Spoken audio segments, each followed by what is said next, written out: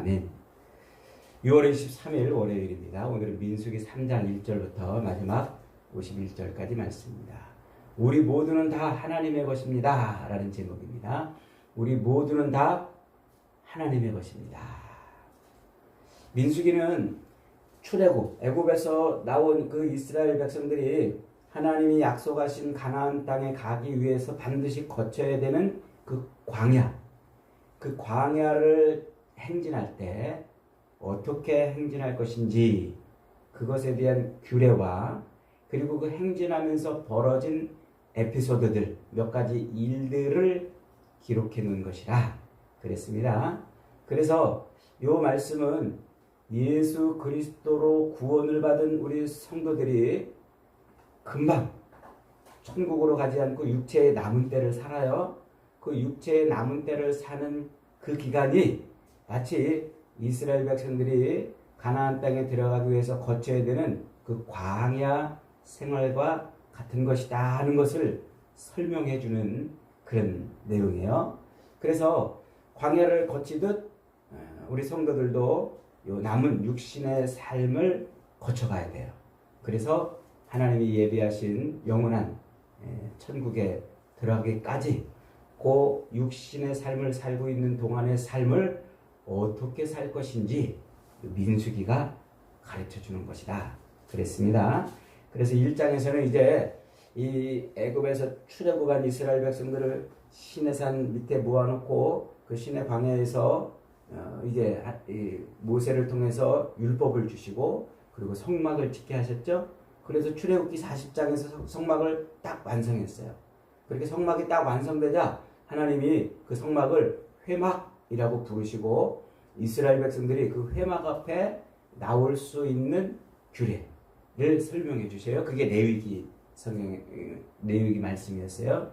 그래서 이제 레위기에 이스라엘 백성들이 그 회막 앞에 나올 수 있는 그 조건, 그 자격들 이런 것들을 속죄 제사와 정결 규례를 통해서 명확하게 설명해 줘서 아무나 함부로 나와서 죽임당하지 않고 하나님 앞에 나와서 그렇게 하나님과 화목한 삶을 살 수 있게 한 그 규례를 다 선포하자 드디어 가나안 땅을 향해서 출발하라고 말씀하시는 거예요. 출발하기 직전에 이스라엘 모든 백성들의 수요를 다 헤아리라고 그래요. 그런데 20세 이상 되고 60세 미만 되는 그 남자들을 가문과 종족을 따라서 헤아려라 이렇게 명령을 내렸어요. 그 말은 이제 가나안 땅을 향해 가는 그 이스라엘 백성들, 그 백성들이 광야를 행진할 때 그들의 정체성이 뭔지를 가르쳐 주는 거라고 그랬죠. 그래서 1장에서는 그 수요를 헤아리는데 가문과 종족을 따라, 종족과 가문을 따라서 수요를 헤아리라 하는 말은 그들이 혈연으로 연결되는 공동체라는 거예요. 그걸 확인시켜 주는 거예요. 그래서 광야로 쏟아져 나온 이스라엘 백성들은 혈연 공동체라는 것을 확인시켜 주는 거예요. 이게 오늘날 우리 성도들이 곧 예수 그리스도의 피로 맺어진 그런 혈연 공동체인 것을 예표해 주는 말씀이라 그랬어요. 그 다음에 이제 두 번째로는 20세 이상으로 싸움에 나갈 만한 남자들을 헤아리라 그랬죠. 그 싸움에 나갈 만한 자, 이 말은 곧 전쟁할 수 있는 자들이라는 의미예요. 그 싸움에 나갈 만한 자를 헤아리라고 그러는데 이 말이 신약 성경에서 에클레시아, 교회를 지칭하는 말하고 똑같은 말이에요. 그래서 에클레시아라는 말이 전쟁을 위해서 불러냄을 받은 사람들이라는 뜻이에요. 예수님이 이 말을 처음 제자들에게 적용해서 쓰시잖아요. 그래서 이스라엘 백성들이 광야로 쏟아져 나와서 가나안 땅을 향해 갈 때 그들의 정체성은 뭐냐면 전쟁하기 위해서 하나님이 불러낸 자들이라는 그런 의미예요. 그래서 오늘날 우리 교회를 그대로 예표하고 있는 그런 모습이라 이렇게 이제 말씀을 드렸어요. 그러면서 하나님이 이제 그 이스라엘 백성들이 광야로 그렇게 나올 때 나와서 이제 행진도 하고 또 자기들 천막을 쫙 치고 쉬기도 하고 그래야 되잖아요. 행진할 때는 레위인들이 그 성막, 하나님의 성막을 뜯어가지고 맨 앞에 서서 진행하면 그 뒤에 유다 지파와 그 뒤로 다른 지파들이 쫙 12지파가 이렇게 행렬을 갖춰가지고 그렇게 행진하거라 이렇게 말씀을 하셨어요. 행진을 멈추고 이제 쉴 때는 성막을 먼저 레위인들이 쫙 세워놓으면 그 성막 주위로 레위인들이 진을 먼저 치고 그 바깥으로 동서남북 사방에 유다 지파를 비롯한 12지파가 3지파씩 나눠가지고 이렇게 진을 치고 자기 천막을 치고 쉬거라 이렇게 말씀을 하셨어요. 그게 이제 2장까지 말씀이에요. 자, 오늘 3장에서는 그러면 왜 레위인이 성막을 뜯었다, 옮겼다가 붙였다 하는 일을 레위인이 하느냐? 그것에 대한 이야기예요.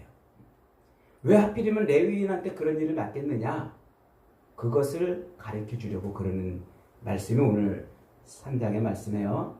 그래서 3장은 1절로 10절까지, 그 다음에 11절부터 39절까지, 40절부터 51절까지 크게 이렇게 세 덩어리로 구분이 되어 있는데 1절부터 10절까지는 이제 하나님이 그 레위인 중에서 모세와 아론 그리고 그 아론의 아들들로 제사장을 삼았다 이런 말씀을 쓰고 있어요. 그러면서 그 제사장을 삼았는데 제사장의 업무는 함부로 하면 안 된다 하는 것을 다시 한번 상기시켜줘요. 그래서 광야 이 시내 광야에서 한 달 전에 아론의 두 아들 나답과 아비후가 다른 불로 분향을 하다가 즉사한 그 사건을 한 달 전에 있었던 그 사건을 다시 소환해서 떠올려 상기시키면서 제사장의 업무는 함부로 하면 절대 안 된다.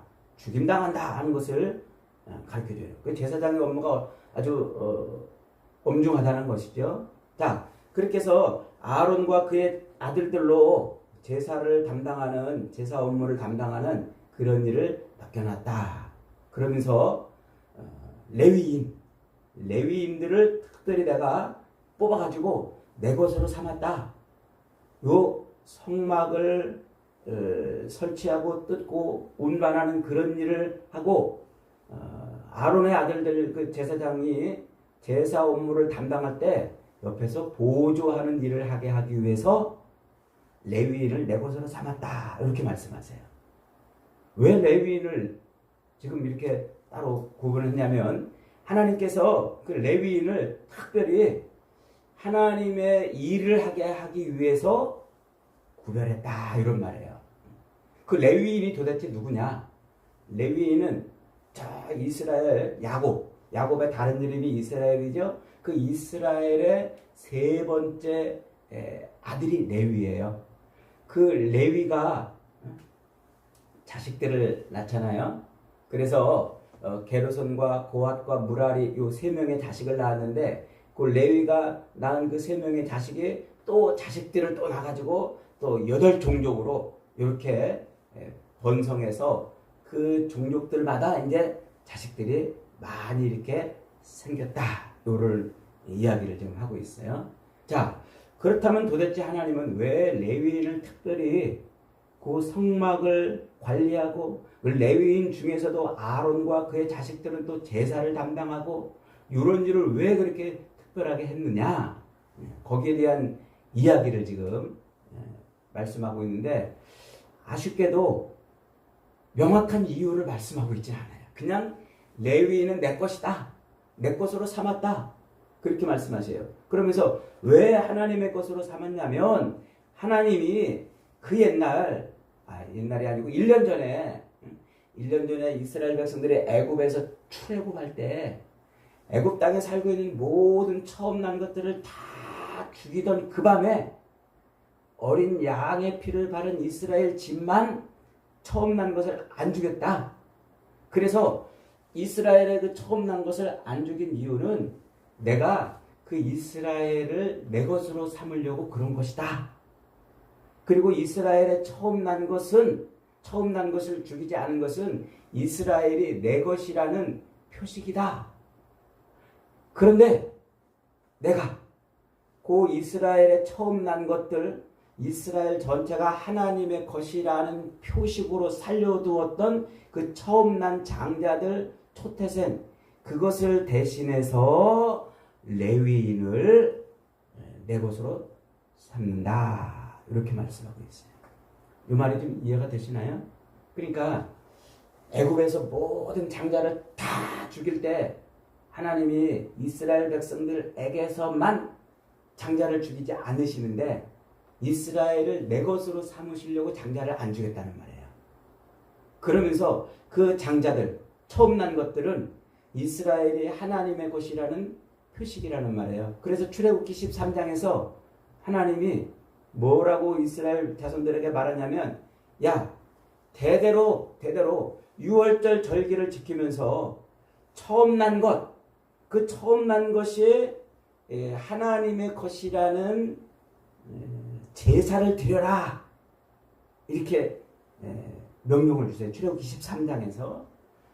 그러면서 이렇게 제사를 그렇게 절기 때마다 지키라고 말하는데, 만일에 시대가 흘러가지고 후에 그의 자손들 중에 누군가가 아버지, 왜 우리가 이렇게 처음 난 것을 대신해서 이렇게 제사를 드려야 돼요? 누군가가 그렇게 묻거들랑 하나님이 애굽에서 처음 난 것들을 다 죽이면서 우리를 구원해서 우리를 하나님 것으로 만들어 놓으시고 우리 이스라엘을 하나님 거로 만들었다는 표식으로 처음 난 것들, 그것들을 살려주었기 때문에 이제 그것들을 위한 속죄의 제사를 이렇게 우리가 매년마다 드리는 것이니라 라고 자식에게 가르쳐 주거라. 이게 출애굽기 13장에서 하나님이 말씀하시는 속죄, 그 유월절 규례예요.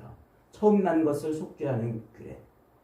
지금 하나님이 요 레위기에 와가지고는요, 뭐라고 말씀하시냐면 그 처음 난 것들, 죽이지 않은 초태생들, 그것들이 이스라엘 전체가 하나님의 것이라는 것을 알려주는 표식으로 살려주었는데, 이제 그들을 대신해서 레위인을 내가 이 모든 이스라엘 백성들이 내 것인 것을 알리는 표식으로 삼겠다. 이 말이에요.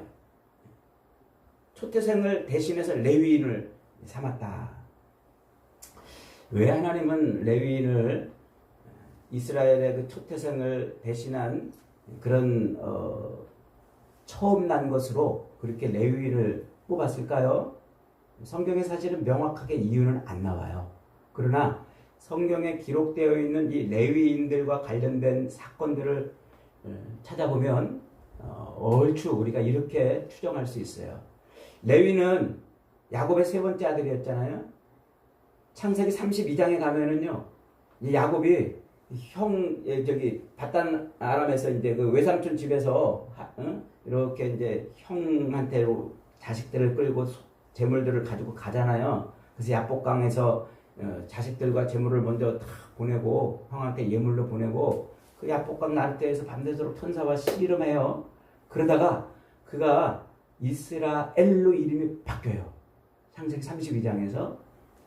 그 다음에 하나님이 34장에서 야곱에게 뭐라고 말하냐면, 야, 너 베델로 올라가거라. 이렇게 하나님이 명령하세요. 근데 이 야곱이 베델로 안 가고 저 세겜 땅 옆으로 가는 거예요. 그래서 그 세겜 땅 옆에 가서 장막을 딱 치고서는 거기서 이름을 뭐라고 이제 그곳 이름을 뭐라고 부르냐면 엘로헤 이스라엘이라. 그곳 이름을 엘로헤 이스라엘이라고 이름을 지었단 말이에요. 그 세겜성 옆에. 그 말은 무슨 말이냐면 하나님은 이스라엘을 위한 하나님이다. 이런 뜻이에요. 하나님은 이스라엘을 위한 하나님. 그러니까 이제 그게 무슨 소리냐면 하나님이 야복강에서 이름을 바꿔주시고 베델로 올라가라고 그랬는데 아이 야곱이 베델로 올라가지 않고 세겜성 큰 성 옆에 가서 장막을 치고는 하나님은 이스라엘을 위한 하나님이다. 이렇게 지금 말했다는 거예요. 이게 무슨 얘기라고요? 야곱이 하나님을 목적으로 삼는 인생으로 바뀌어야 되는데 하나님을 수단으로 삼는 인생이 여전히 하나님을 수단으로 삼는 인생으로 살았다는 말이라고 그랬죠. 그러니까 그렇게 베델로 안 가고 그곳에서 장막을 치고서 하나님은 이스라엘을 위한 하나님이야 이러고 앉아 있으니까 거기서 봉변을 당해요. 그의 딸 디나가 그 세겜성의 하몰의 아들인 세겜한테 강간을 당한단 말이에요. 그리고서는 그 와가지고는 야 니네 여동생 디나를 나의 아내로 좀 죽어라 하고 막 계속 괴롭히는 거예요. 그러니까 야곱의 그 12아들들이 꾀를 내요. 그래? 그러면 좋아. 우리가 너희랑 이렇게 한 집안이 되려면 너희도 할례를 받아야 돼. 할례를 안 받으면 안 돼.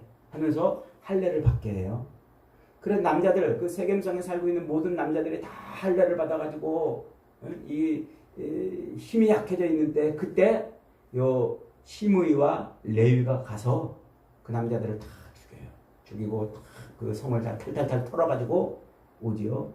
그 야곱이 깜짝 놀라가지고 얼른 불이 나게 막 그 가족들을 데리고 이제 다른 곳으로 도망을 간단 말이에요. 그때 그 일을 야곱이 기억해요. 야곱이 기억하고서는 창세기 49장에서 야곱이 자기 자식들을 축복하고 예언할 때 요 시므이와 레위에 대해서 예언을 하는데 이런 예언을 해요. 시므온과 레위는 형제여 그들의 칼은 폭력의 도구로다. 내보나 그들의 모의에 상관하지 말지어다. 그들은 하나님이 그들을 향한 노여움이 혹독하니 저주를 받을 것이고 분기가 맹렬하니 저주를 받을 것이다. 그런 창세기 49장에서 시므온과 레위에 대해서 저주를 하는 거예요. 축복이 아니라. 그러니까 시므온과 레위가 뭐예요? 저주받은 인생이 됐단 말이에요. 저주받은 인생. 그렇게 저주받은 레위, 그 레위의 후손들이 이렇게 430년 뒤에 이제 출애굽해가지고 시내산 광야에 딱 왔는데 어떤 일이 벌어져요? 출애굽기 32장에 가니까 놀라운 일이 벌어져요. 모세가 시내산에 올라가서 40일 동안 율법을 받아가지고 돌판에 십계명을 받아가지고 내려왔더니 밑에서 아론 백성들이 아론을 빼가지고는요 금송아지를 만들고 여호와의 절일에 먹고 마시고 뛰어놀았어요. 모세가 막 기가 막히고 화가 나가지고 그 율법 십계명 돌판을 패대기 치고서 뭐라고 외칩니까? 이렇게 외쳐요. 출애굽기 32장에 이에 모세가 진 문에 서서 이르되 누구든지 여호와의 편에 있는 자는 내게로 나오라 하고 외쳐요. 그랬더니 누가 나갔다고요? 요 레위 후손들이 레위 자손들이 전부 다 모세 앞으로 따왔어요. 모세가 그럽니다. 이제 각 사람이 칼을 들고 나가서 저 우상숭배 금송아지 만들고 여호와의 절일에 먹고 마시고 뛰어놀았던 저들에게 속했던 모든 자들을 다 죽여라 하고 명령을 내려요. 그러니까 오직 레위 지파만 레위인들만 와가지고 죽여요. 그 장면을 이렇게 성경이 설명하고 있어요. 29절에 출애굽기 32장 29절에 모세가 이르되 각 사람이 자기의 아들과 자기의 형제를 쳤으니 오늘 여호와께 헌신하게 되었느니라. 그러니까 이 레위인들이 뭐 한 거예요? 거기에 우상숭배에 속한 자기 아들도 있었는데 가차없이 죽였단 말이에요. 자기 형제도 거기 속했는데 가차없이 죽였단 말이에요. 이웃도 친구도 형제도 아들도 가차없이 죽이는 그 일에 이 레위 지파들이 참여를 한 거예요. 그 덕분에 하나님의 진노가 사그러들어요. 그렇게 3,000명을 죽이는 그런 일을 레위인이 합니다. 이게 무슨 말이에요? 창세기 34장에서 저주를 받았던 하나님의 저주받았던 인생이었던 그 레위 지파가 여기서는 하나님 편에 서서 하나님 앞으로 돌아왔다. 하나님을 위한 사람으로 변했다. 이걸 말하는 거예요. 그래서 하나님이 지금 요 레위 지파를 하나님의 특별한 일을 하는 성막을 관리하고 제사의 업무를 돕는 그런 일을 하는 사람으로 세웠다. 그 얘기를 지금 하고 있는 거예요. 그러니까 저주받은 인생이었을지라도 하나님 편으로 돌아와서 하나님을 위해서 그렇게 자기 목숨을 걸고 살면 하나님의 소유가 되는 거예요. 저주받은 인생으로 살다가도 그가 인간의 정에 연연하지 않고 인간의 혈연에 연연하지 않고 하나님을 위해서 기꺼이 자기 목숨을 버리는 사람은 그가 하나님의 소유가 되는 거예요. 믿으시길 바랍니다. 이게 바로 하나님의 은혜의 구원의 은혜인 것입니다. 그래서 하나님이 이스라엘 백성들 애굽에서 그렇게 어린 양의 피로 구별하여서 장자들을 다 죽일 때 하나님이 그들을 내 것으로 삼으시면서 그 이스라엘 중에서도 레위를 특별히 뽑아서 성막을 관리하고 제사를 하는 일에 그렇게 쓰도록 내가 내 것으로 삼았다. 그 말을 지금 하고 있어요. 그러면서 이제 그 레위 지파의 자손들, 게르손 자손들은 몇 명이고 고핫 자손들은 몇 명이고 무라리 자손들은 몇 명인지 쫙 수요를 헤아려 봤더니 22,000명이에요. 22,000명. 원래 각 지파대로 하면 23,000명인데 22,300명인데 성경이 지금 22,000명이라고 지금 기록하고 있어요. 이걸 설명하기는 오늘 시간이 부족합니다. 나중에 뒤에 가서 한번 다시 설명합니다. 자, 그렇게 레위 지파가 모두 몇 명? 22,000명.